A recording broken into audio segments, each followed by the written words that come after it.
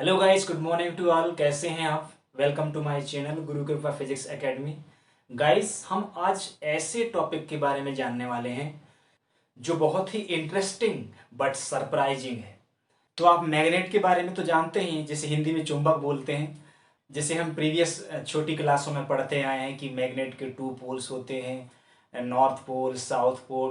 जब हम किसी मैग्नेट को फ्रीली सस्पेंड करते हैं तो नॉर्थ और साउथ पोल में वो जाके अलाइन हो जाता है। ये सब तो आप पढ़ते आए हैं। जैसे ही मैंने यहाँ पर मैग्नेट का नाम लिया, आप सोच रहे होंगे अरे सर, ये तो हम पहले से पढ़ते आए हैं, सब चीज़ जानते हैं मैग्नेट के बारे में। पर आप एक चीज बिल्कुल 100% नहीं जानते, और उसी चीज को मैं यहाँ पर बताने आया हूँ। तो आप क्या नहीं जानते? आप ये नहीं जानते कि मैग्नेट का कॉन्सेप्ट क्या है। आप देखते होंगे कि इस टाइप से क्यूबाइड शेप का एक मैग्नेट देखे होंगे, जैसे हम बार मैग्नेट बोलते हैं। तो बार मैग्नेट टू टाइप्स के होते हैं। एक तो ये जो क्रॉस सेक्शनल एरिया है इसका रेक्टेंगुलर हो, या फिर एक ऐसे मैग्नेट जिसका क्रॉस सेक्शनल एरिया ऐसा सर्कुलर हो। तो ऐसे टू टाइप के मैग्नेट होते हैं बार मैग्नेट के। तो ये तो आप जानते हैं, सब चीज जानते हैं। पर आज मैं आपको मैग्नेट के बारे में बिल्कुल भी पूरी चीज नहीं बताऊंगा। मैग्नेट के एक ऐसी प्रॉपर्टी के बारे में बताऊंगा जो सब लोग नहीं जानते हैं, या इनमें से बहुत सारे लोग नहीं जानते हैं आप में से। ठीक है ना? आप जानते हैं कि मैग्नेट मैग्नेटिक मटेरियल्स को अट्रैक्ट करता है, और जब हम उसको फ्रीली सस्पेंड कर देते हैं तो नॉर्थ साउथ पोल के डायरेक्शन में अलाइन हो जाते हैं। इतना तो सब लोग जानते हैं। ठीक है। पर मैं बोलता हूं कि मैग्नेट में 2400 घंटा करंट फ्लो होता है, बिना किसी एनर्जी सोर्स या बिना बैटरी के कनेक्ट किए भी मैग्नेट में हमेशा करंट फ्लो होता रहता है। जहां भी जैसे भी रख दें उसको हम, उसमें करंट फ्लो होता रहता है। तो आपको लग रहा होगा कि सर ये तो आप कुछ भी बोलते रहते हैं। पर मैं यही चीज तो बताने वाला हूं कि आप ये जो कुछ भी सोचते हैं ना, उसको मैं यहां पर प्रूव करने वाला हूं। ठीक है ना? तो आपने प्रीवियस चैप्टर में पढ़ा था कि जब भी हम किसी कंडक्टर पे करंट फ्लो करते हैं तो उसके चारों ओर मैग्नेटिक फील्ड प्रोड्यूस हो जाता है। और जब मैग्नेटिक फील्ड प्रोड्यूस हो जाता है, तभी उसके चारों ओर अगर हम मैग्नेटिक सब्सटेंस रख देते हैं, मैग्नेटिक मटेरियल्स रख देते हैं, तो वो मैग्नेटिक मटेरियल्स उस करंट कैरिंग वायर की ओर अट्रैक्ट होते हैं। तो ये कॉन्सेप्ट है मैग्नेट का, कि जब कभी हम किसी भी कंडक्टर पे करंट फ्लो करते हैं तो वहां पर मैग्नेटिक फील्ड प्रोड्यूस हो जाता है। तो अब हम बात करते हैं मैग्नेट का। तो मैग्नेट में तो हम करंट फ्लो करते ही नहीं, कभी भी मैग्नेट में हम करंट फ्लो करते नहीं। मैग्नेट को हम किसी बैटरी के दो टर्मिनल से कनेक्ट भी नहीं करते हैं। तो फिर मैग्नेट मैग्नेटिक मटेरियल्स को क्यों अट्रैक्ट करता है? क्यों इसके टू पोल्स होते हैं? सरप्राइजिंग है ना? मैं वही चीज को आज समझाने आया हूं। ठीक है ना? तो आप देखते होंगे कि जो मैग्नेटिक प्रॉपर्टी है किसी मैग्नेट में, जो बैटरी से कनेक्टेड नहीं है, तो फिर वो मैग्नेटिक प्रॉपर्टी कैसे आया? जबकि हम मैग्नेटिक प्रॉपर्टी तो पढ़ते आए हैं कि करंट फ्लो करते हैं कंडक्टर पर, तभी मैग्नेटिक फील्ड प्रोड्यूस होता है। ये ऑयरस्टेड ने एक्सपेरिमेंट किया था। ठीक है ना? तो फिर ये मैग्नेट में कहां से मैग्नेटिक प्रॉपर्टी आ गई? तो मैं आपको एक फंडामेंटल प्रिंसिपल की तरफ ले जाने वाला हूं, बिल्कुल बेस में। सबसे पहले अपन जानते हैं कि जो कोई भी सब्सटेंस है दुनिया में, यूनिवर्स में, वो एटम्स से मिलकर बना हुआ है। ठीक है ना? इतना तो जानते हैं। और ये भी जानते हैं आप कि एटम्स में इलेक्ट्रॉन्स भी होते हैं, और प्रोटॉन्स भी होते हैं, और न्यूट्रॉन्स भी होते हैं।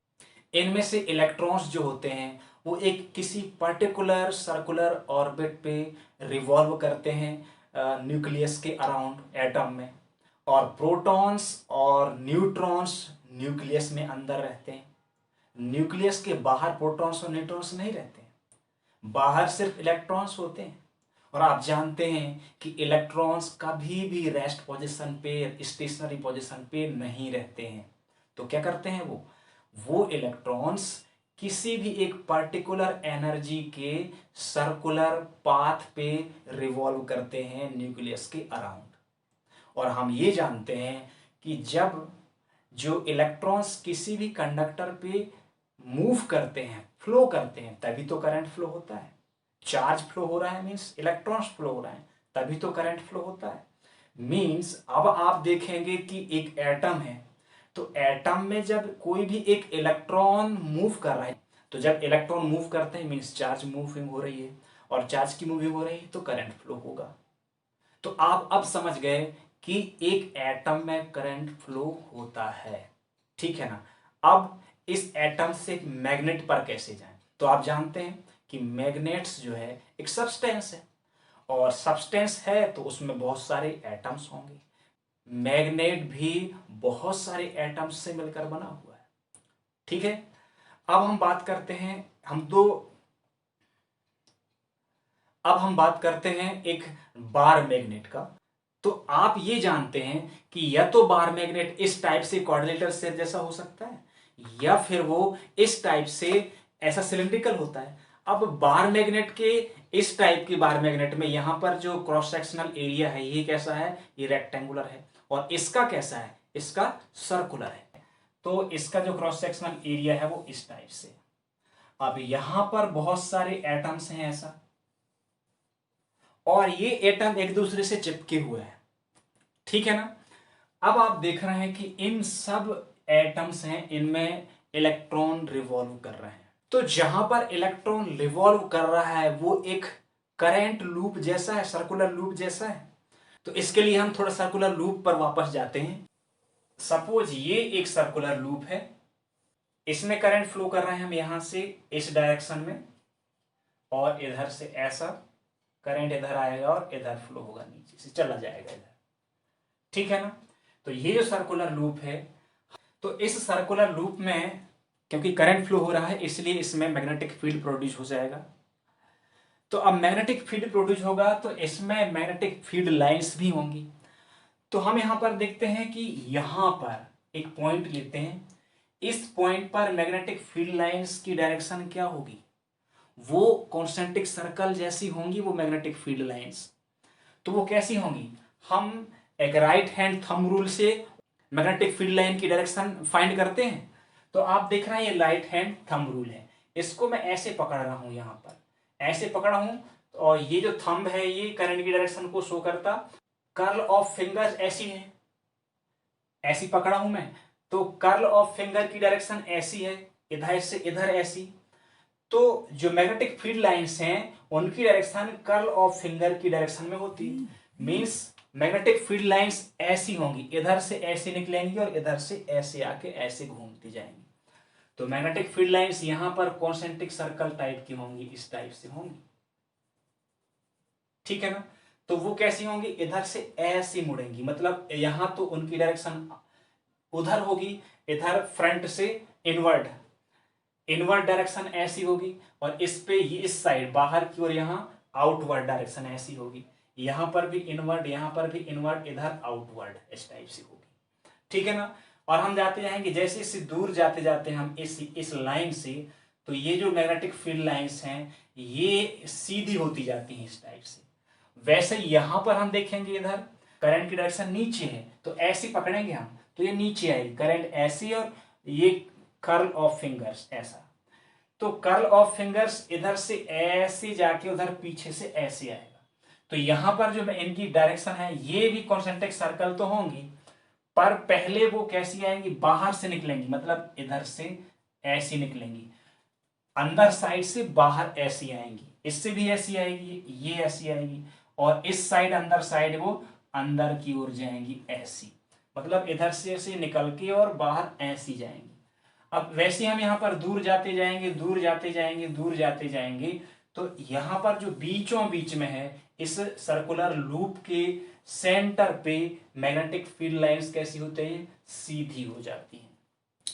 तो इस सर्कुलर लूप के बीच में मैग्नेटिक फील्ड यूनिफॉर्म हो जाता है।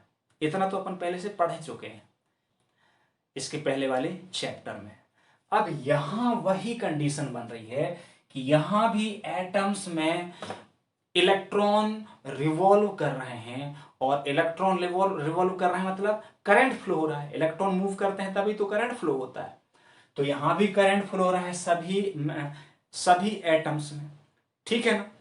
और मैग्नेट में ये होता है कि ये जो करंट की डायरेक्शन है ना, अगर वो सेम होती है, जैसे इसके करंट की डायरेक्शन ऐसी है, इधर ऐसी, फिर उधर नीचे आके ऐसी, तो वैसे भी ऐसी, फिर ऐसी, फिर इसमें ऐसी और नीचे ऐसी, ऐसा ही फिर यहां पर देख रहे हैं हम, इधर ऐसी और उधर नीचे, इसमें ऊपर की ओर और फिर आके नीचे की ओर करंट, इसमें इसमें ऊपर की ओर करंट और नीचे की ओर इधर, तो ऐसे इसमें ऊपर की ओर इधर और अंदर साइड करंट ऐसी नीचे की ओर आ रही, देख रहे हैं ना आप।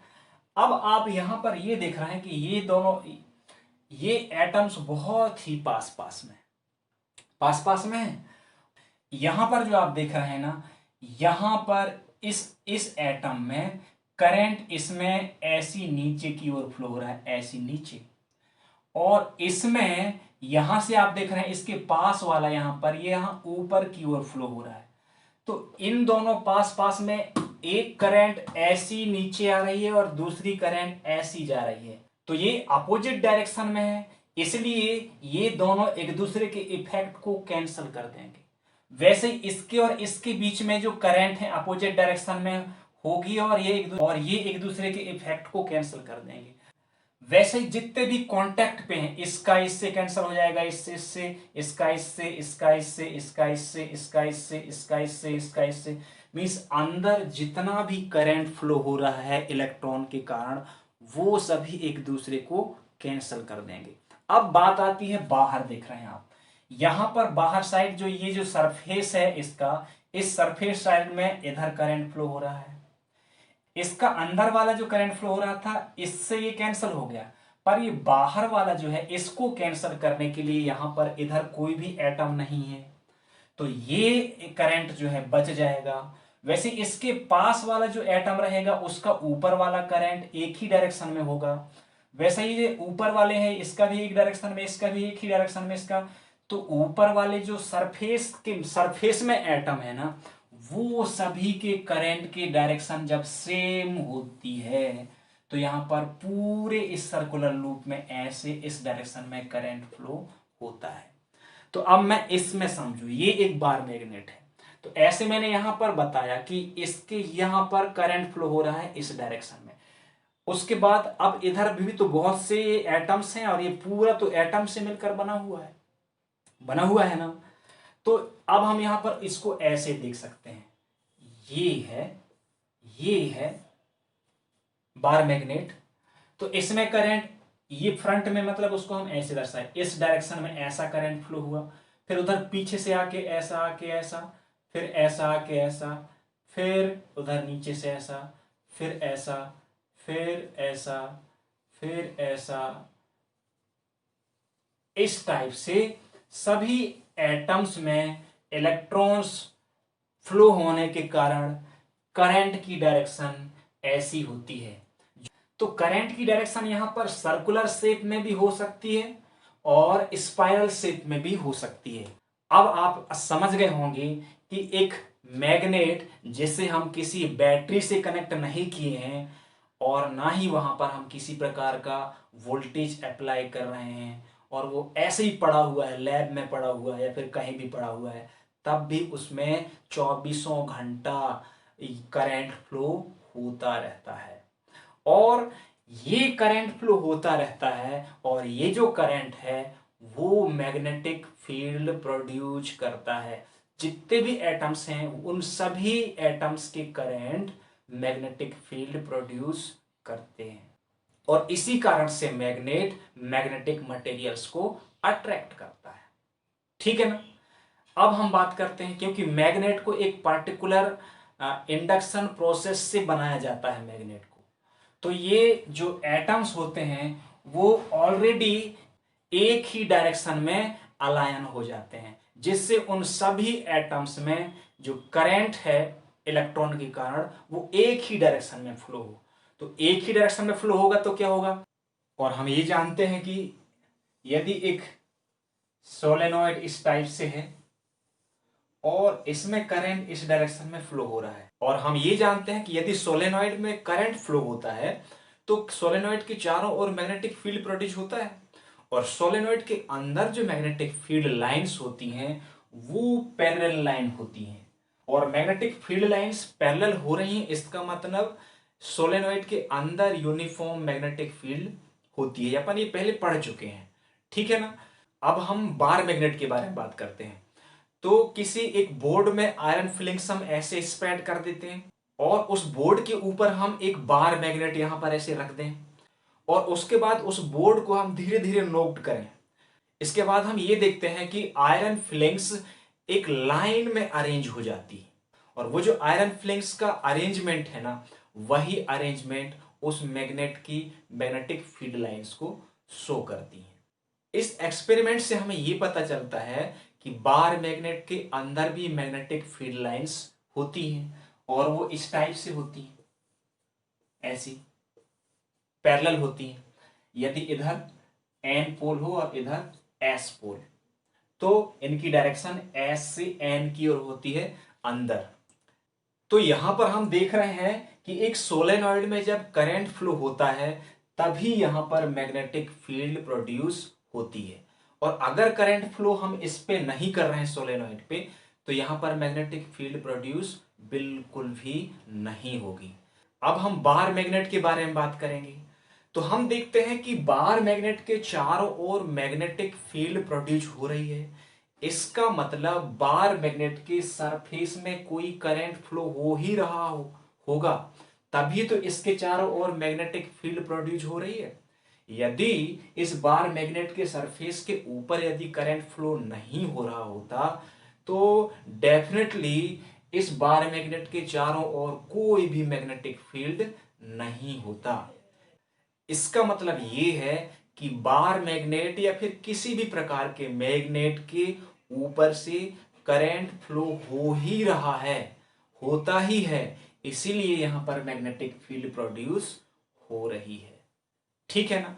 अगर यहां पर करंट फ्लो नहीं हो रहा होता इसके ऊपर से, तो यहां पर मैग्नेटिक फील्ड बिल्कुल भी प्रोड्यूस नहीं होती। बट यहां तो मैग्नेटिक फील्ड पहले से हम देख रहे हैं, एक्सपीरियंस कर रहे हैं, इसका मतलब जरूर यहां पर करंट फ्लो हो रहा होगा इस मैग्नेट के सरफेस में, ठीक है ना। यही तो मैं समझाने वाला था। अब क्वेश्चन ये उठता है कि यूनिवर्स में तो सभी सब्सटेंसेस एटम्स से ही बने होते हैं और एटम में इलेक्ट्रॉन रिवॉल्व करते हैं और उनसे तो मैग्नेटिक फील्ड प्रोड्यूस होगा ही। तो क्या यूनिवर्स में जितने भी सब्सटेंसेस हैं वो सब मैग्नेटिक इफेक्ट शो करते हैं? तो यहां पर बात समझने वाली ये है कि एटम्स तो सभी सब्सटेंसेस में होते हैं। सपोज एक सब्सटेंस है, उसका एक एटम ये है, इस एटम में इलेक्ट्रॉन इस टाइप से रिवॉल्व कर रहा है, इस टाइप से, ठीक है ना। तो ये एक पर्टिकुलर मैग्नेटिक फील्ड प्रोड्यूस करेगा और उसके बाद एक और एटम इसके पास है। तो अगर वो एटम, ये जो इसके पास वाला एटम है, इसमें भी इलेक्ट्रॉन ऐसे ही रिवॉल्व करे, जिस डायरेक्शन में इसका इलेक्ट्रॉन रिवॉल्व करता था उसी डायरेक्शन में ये दूसरा एटम का भी इलेक्ट्रॉन ऐसे रिवॉल्व करना चाहिए। मींस इलेक्ट्रॉन का जो रिवॉल्यूशन है वो अगर एक ही डायरेक्शन में है सभी एटम्स का, तब तो वहां पर एक रिजल्टेंट मैग्नेटिक फील्ड शो होगी।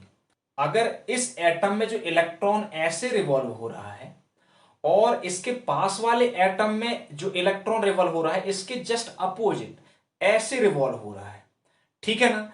तो इसका जो एक मैग्नेटिक मोमेंट प्रोड्यूस हो रहा था और इसका भी एक मैग्नेटिक मोमेंट प्रोड्यूस हुआ, तो इन दोनों का जो मैग्नेटिक मोमेंट है दोनों अपोजिट डायरेक्शन में हो जाएंगे और अपोजिट डायरेक्शन में जो है, इस कारण से जो दोनों एटम का मैग्नेटिक मोमेंट है एक दूसरे से कैंसल हो जाएंगी। इसी प्रकार सब्सटेंसेस में जितने भी एटम्स हैं और उनमें जो इलेक्ट्रॉन रिवॉल्व कर रहे हैं, उन सभी इलेक्ट्रॉन्स की जो रिवॉल्यूशन है उसकी डायरेक्शन यदि डिफरेंट डिफरेंट है, तो उनमें जो मैग्नेटिक फील्ड प्रोड्यूस होगा, मैग्नेटिक मोमेंट होगा, उन सभी का मैग्नेटिक मोमेंट एक दूसरे को कैंसल कर देते हैं। और जब कैंसल कर देते हैं वो, तो वहां पर रिजल्टेंट मैग्नेटिक मोमेंट जीरो हो जाता है। और इसीलिए कुछ सब्सटेंस ऐसे होते हैं जिनका मैग्नेटिक फील्ड जीरो होता है और वो मैग्नेटिक इफेक्ट शो नहीं करते हैं।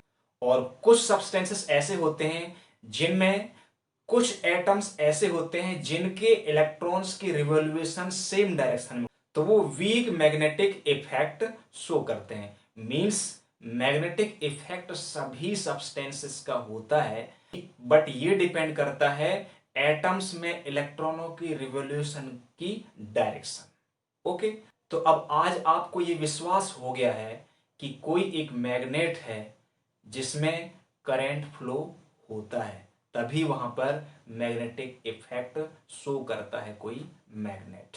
अगर वहां पर करंट फ्लो नहीं होता तो मैग्नेटिक इफेक्ट वो सब्सटेंस बिल्कुल भी शो नहीं करता। Okay, understood.